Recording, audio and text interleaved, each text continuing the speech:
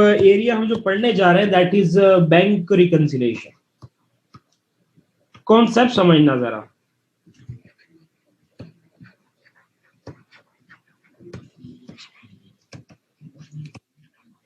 Bank reconciliation क्या चीज है?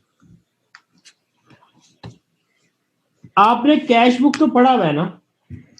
कैश बुक पढ़ा हुआ है। कैश बुक तो हम खुद अपने पास मेंटेन कर रहे होते हैं। जरा समरी शॉर्ट फॉर्म में समझो, फिर मैं इसको मजीद खोलूंगा। अब हमें पता है कि एक बिजनेस अपने पास अपनी कैश बुक मेंटेन कर रहा होता है। इस कैश बुक में एक बैंक का कॉलम होता है। मैं भी इसको मजीद खोल के बयान करूंगा आगे। इस कैश बुक में जो हम खुद बना रहे होते हैं, इस कैश बुक में अपना एक ओन बैलेंस मौजूद होता है, बैंक का कॉलम मौजूद होता है। ये जो हमारी कैश बुक में बैंक का कॉलम मौजूद है उसमें एक अमाउंट लिखी होती है।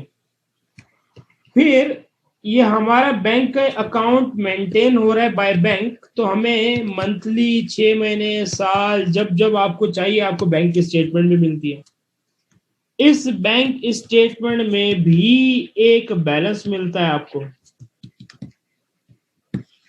लेकिन मजे की बात ये कि ये दोनों बैलेंसेस 99% डिसिमिलर होते हैं। एक तो हमने अपने पास बैंक अकाउंट का बैलेंस मेंटेन किया, एक बैंक वालों ने हमें बैंक के स्टेटमेंट में एक बैलेंस दिया। ये दोनों बैलेंसेस 99% डिसिमिलर होते हैं, यानी कि डिफरेंट होते हैं। डिसिमिलर का मतलब डिफरेंट होते हैं, मुख्तलिफ होते हैं। इन बैलेंसेस को टू मेक these similar,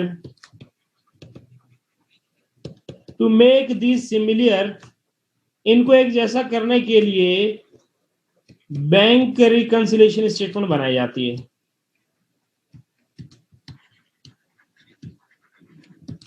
इनको एक जैसा करने के लिए बैंक रिकंसिलिएशन स्टेटमेंट बनाई जाती है।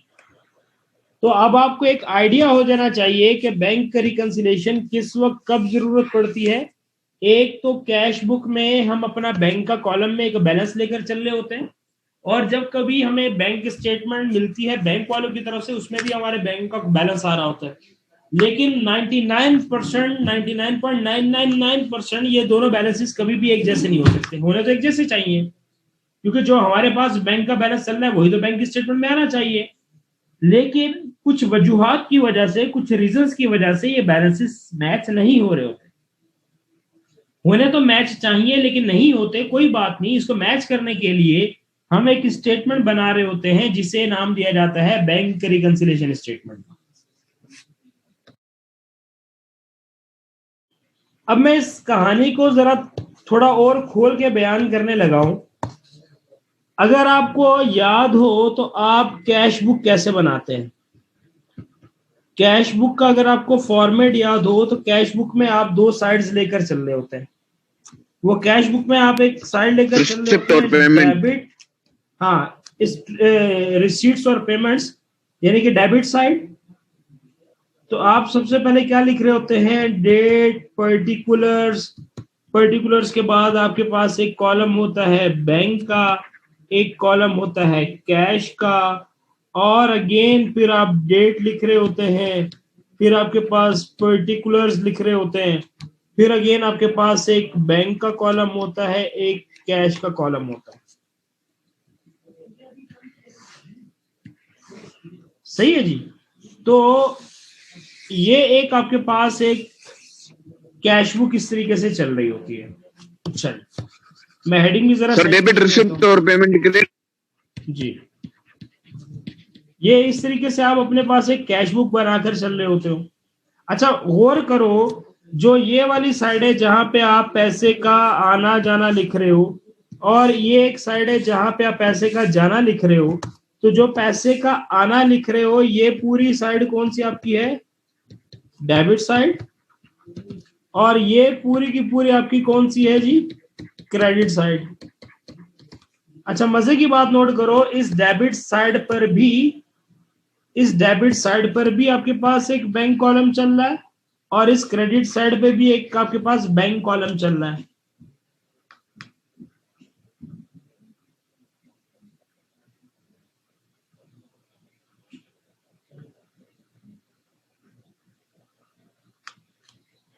तो हमारे पास ये जो बैंक बैलेंस आ सकता है ये डेबिट साइड पे भी आ सकता है। ये बैंक बैलेंस हमारा carry down brought down credit side पे भी आ सकता है। अगर बच्चा बैंक डेबिट साइड पर आ रहा है तो ये हमारे लिए क्या है, एसेट है। अगर बैंक का बैलेंस कैश बुक में अगर कैश बुक में क्रेडिट साइड पर जा रहा है तो ये हमारे लिए लायबिलिटी है। लायबिलिटी का मतलब हमारे लिए क्या है, ये ओवरड्राफ्ट है। ओवरड्राफ्ट। और एसिड का मतलब कि ये हमारे लिए कौन सा बैलेंस है, पॉजिटिव बैलेंस। ओवरड्राफ्ट का मतलब ये हमारे लिए बैंक का कौन सा बैलेंस चल रहा है, नेगेटिव। Negative balance. ऐसी कुछ बातें आपने कैश बुक में जरूर पढ़ी होंगी।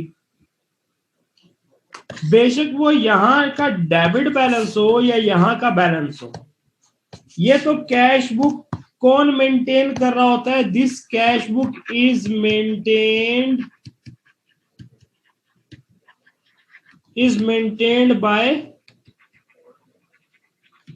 बिजनेस। ये कौन मेंटेन कर रहा होता है, इसको बिजनेस मेंटेन कर रहा होता है। इस कैश बुक को एक अदर वर्ड में बैंक बुक भी कहा जाता है।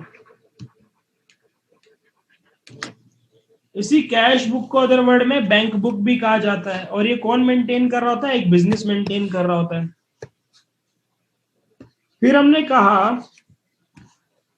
कि अब हमें क्या हुआ, अब बैंक के पास हमारा अकाउंट है तो बैंक भी हमें प्रोवाइड करता है, क्या चीज प्रोवाइड करता है, बैंक स्टेटमेंट।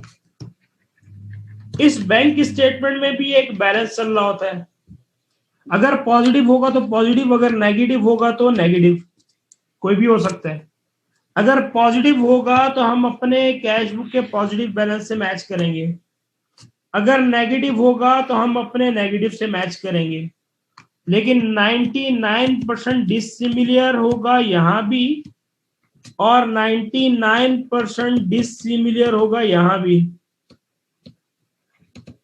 अगर positive balance of bank statement को हम कैश बुक के बैलेंस से मैच करें, बैंक कॉलम से मैच करें, कैश बुक में बैंक कॉलम के बैलेंस से मैच करें तो ये 99% डिसिमिलर होंगे। और अगर बैंक स्टेटमेंट में नेगेटिव बैलेंस है, उसे अपने कैश बुक के नेगेटिव बैलेंस से अगर कंपेयर करें तो वो नेगेटिव बैलेंस से कंपेयर करें तो भी आपका ये बैलेंस आपका 99% डिसिमिलर होगा। तो हमने कहा कि इस सिचुएशन में to make balance similar, to make balances similar, to make balances similar or equal, हम क्या कर रहे होते हैं,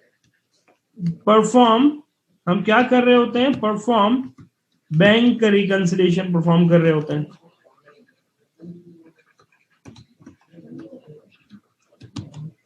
सही है जी।